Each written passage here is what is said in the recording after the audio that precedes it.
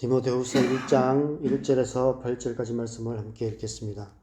하나님의 뜻으로 말미암아 그리스도 예수 안에 있는 생명의 약속대로 그리스도 예수의 사도된 바울은 사랑하는 아들 디모데에게 편지하노니 하나님 아버지와 그리스도 예수 우리 주께로부터 은혜와 긍휼과 평강이 내게 있을지어다.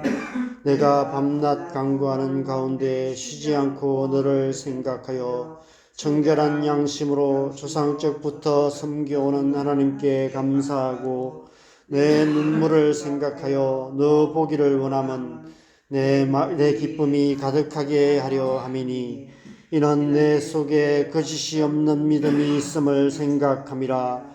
이 믿음은 먼저 내 외조모 로이스와 내 어머니 유니게 속에 있더니 내 속에도 있는 줄을 확신하노라.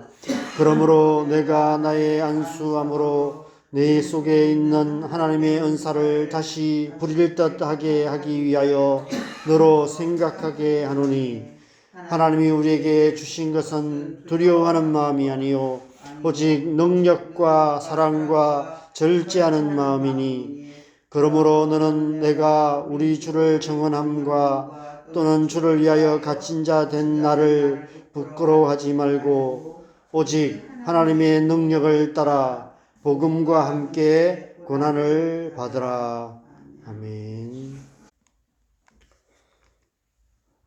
디모데후서는 사도 바울의 마지막 편지로 알려져 있습니다. 이 편지가 마지막 편지가 된 이유는 이 편지를 보낸 얼마 후에 그가 순교했기 때문입니다. 이 편지가 쓰여진 시대는 기독교 역사상 가장 악명 높았던 로마의 네로 황제 시대였습니다. 네로 황제가 로마의 대화제 사건을 기독교인들의 짓으로 모함하여서 조직적으로 기독교를 박해함으로 수많은 성도들이 순교를 당해야 했습니다. 사도 바울도 그때 순교했다고 전해집니다. 이 편지는 그가 순교하기 몇 개월 전, 아니 어쩌면 며칠 전에 쓴 편지인지도 모릅니다. 사도 바울도 자신이 곧 순교할 것이라는 사실을 알았을 것입니다. 그래서 가장 사랑하는 아들처럼 여겼던 디모데에게 이 마지막 편지를 보낸 것입니다. 그런 의미에서 이 편지는 사도 바울의 유언장이라 할 수 있습니다.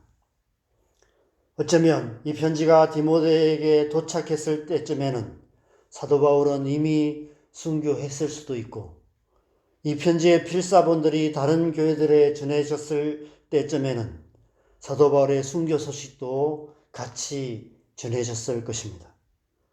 그래서 이 편지를 읽는 디모데의 마음도 초대교회 성도들의 마음도 특별했을 것입니다.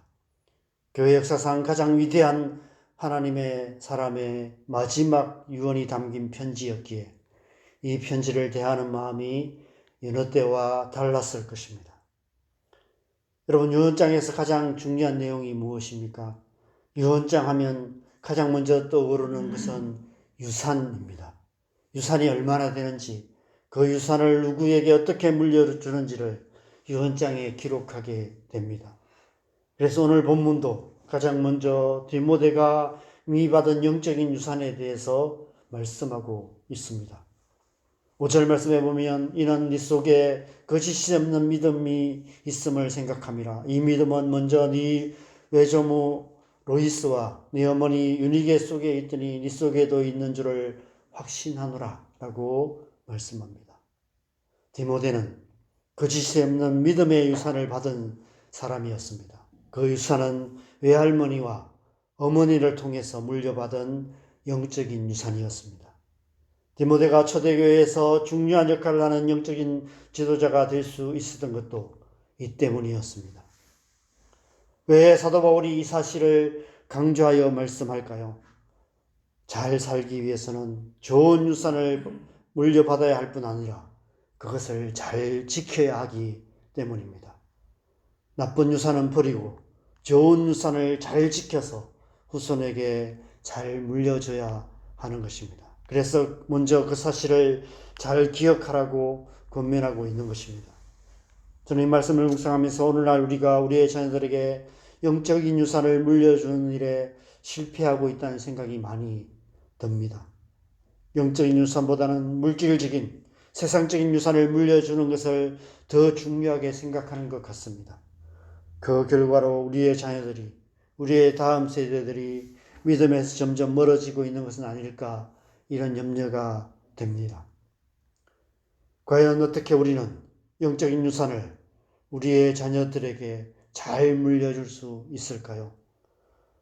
오늘 5절 하반절에서 사도 바울은 디모데의 외할머니와 어머니의 이름을 친숙하게 부르고 있습니다. 5절 하반절에 이 믿음은 내 어머니, 내 외조모 로이스와 내 어머니 유니게 속에 있더니 네 속에도 있는 줄을 확신하노라 라고 말씀합니다. 이 말씀에 비추어 보건대 디모데의 외할머니와 어머니의 믿음이 초대교회 공동체 안에서 모든 성도들에게 인정받을 만큼 그들의 삶을 통해서 증거되었던 것이 분명합니다. 그들은 사도 바울도 인정할 만한 믿음의 삶을 살았던 하나님의 사람들이었습니다. 거짓없는 믿음의 삶을 살아가시는 외할머니와 어머니의 삶의 영향력으로 인해 디모데 역시도 어려서부터 자연스럽게 거짓없는 믿음의 사람으로, 하나님의 사람으로 자랄 수 있었던 것입니다. 여러분, 우리가 우리의 자녀들에게 믿음의 유산을 물려줄 수 있는 길은 그 길밖에 없습니다. 우리가 잘 사는 것입니다. 우리가 믿음 생활을 잘 해야 하는 것입니다. 그럴듯한 교회 생활 잘하는 것을 말하는 것이 아닙니다. 우리가 살아가는 일상의 모든 삶 속에서 거짓없는 믿음으로 살아가야 하는 것입니다. 말로만 하나님을 믿는다고 하고 말로만 하나님을 사랑한다고 하면서 결정적인 순간에는 자기 자신을 더 사랑하고 돈을 더 의지하고 세상이나 세상에 있는 것들의 마음 빼앗기며 살아간다면 그것은 거짓된 믿음인 것이죠. 그런 모습으로 살아간다면 우리의 자녀들, 우리의 다음 세대들에게 좋은 영적인 유산을 물려줄 수 없는 것입니다. 우리의 자녀들이 우리의 삶을 통해 거짓없는 믿음의 삶이 무엇인지를 보고 배우게 해야 하는 것입니다. 그래서 그들 역시도 거짓없는 믿음을 가진 하나님의 사람들이 되게 해야 하는 것입니다. 거짓없는 믿음의 삶으로 우리의 자녀들에게 영적인 유산을 물려주는 제 여러분이 되셨으면 좋겠습니다. 6절 말씀에서 사도 바울이 디모데에게 자신이 물려준 영적인 유산에 대해서도 말씀하고 있습니다. 6절 말씀을 보면 그러므로 내가 나의 안수함으로 네 속에 있는 하나님의 은사를 다시 부릴 듯하게 하기 위하여 너로 생각하게 하노라 라고 말씀하고 있습니다. 마치 엘리야가 엘리사에게 하나님의 기름 부으심을 전수했듯이 사도 바울은 자신이 하나님께 받았던 은사를 디모데에게 안수함으로 전해 주었던 것 같습니다. 그래서 이미 네 속에 하나님의 은사가 있다. 내가 이전에 내게 안수해서 하나님의 은사를 내게 다시 네 속에 주었다. 그래서 그 은사를 다시 부릴 듯하게 하기 위해서 다시 생각하게 한다. 너는 이미 그런 은사를, 그런 유산을 받은 자다라고 말씀하고 있는 것입니다. 그래서 그 은사들을 잘 사용하라. 두려워하지 말고 부끄러워하지 말고 담대하게 그 은사를 사용해서 하나님의 나라를 위해서 살라라고 권면하고 있는 것입니다.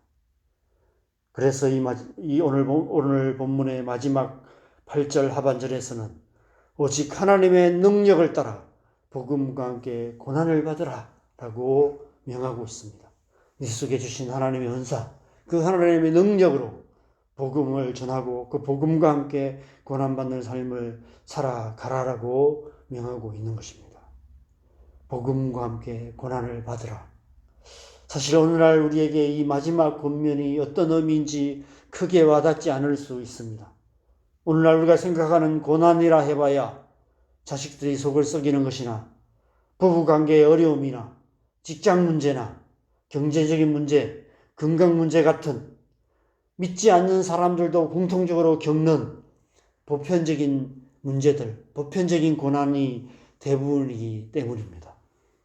그런데 이 편지를 받을 당시 디모데와 초대교회 성도들의 상황은 전혀 달랐습니다.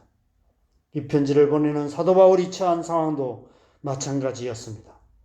단지 예수를 믿는다는 이유만으로 사람을 산채로 불태워 죽이고 원형 경기장에 가둬놓고 맹수들에게 잡아먹히게 만드는 광기 어린 로마 황제의 잔혹한 박해가 공공연하게 자행되는 가운데서 언제 잡혀 죽을지 모르는 그런 상황에 처해 있었습니다.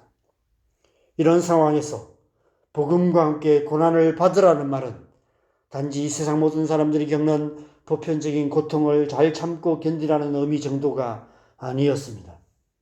예수 그리스도의 복음으로 말미암는 잔혹한 박해까지도 받아들이라는 의미였습니다. 그것은 다르게 말하면 복음과 함께 죽으라는 의미에 가까웠습니다. 사도 바울이 그렇게 복음과 함께 살다가 복음과 함께 죽었던 것처럼 복음과 함께 살고 복음과 함께 죽으라라고 권면하고 있는 것입니다.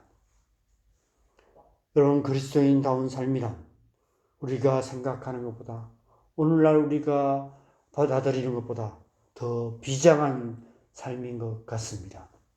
지난 2000년의 기독교 역사 속에서 수많은 그리스도인들이 비장한 삶을 살았습니다. 온갖 박해와 온갖 핍박 가운데서도 생명을 걸고 복음을 위해 살았고, 생명을 걸고 복음과 함께 살다가 복음과 함께 죽는 삶을 살았습니다. 복음과 함께 살고 복음과 함께 죽는 삶, 날마다 예수 그리스도의 복음 안에서 살고 날마다 예수 그리스도의 복음을 삶으로 증거하고 기꺼이 복음과 함께 죽음까지 받아들이는 삶을 살았던 것입니다. 그렇게 살아가는 것이 그리스도인다운 삶인 것 같습니다. 저와 여러분의 삶이 그런 삶이 되기를 소망합니다. 이 마지막 시대에 우리 또한 이 말씀을 마음에 새기고 복음과 함께 살고 복음과 함께 죽는 그리스도인다운 삶을 살아갈므로 우리의 삶을 통해서 하나님의 나라를 이루어갈 뿐 아니라 우리의 삶을 통해 우리의 자녀들, 우리의 다음 세대들에게 영적인 유산을 물려주는 저와 여러분 되시기를 주님의 이름으로 간절히 축원합니다. 함께 기도하시겠습니다. 여러분, 이 시대에 우리가 그리스도인다운 삶을 살아가기 위해서는 하나님의 은혜가 필요한 것 같습니다.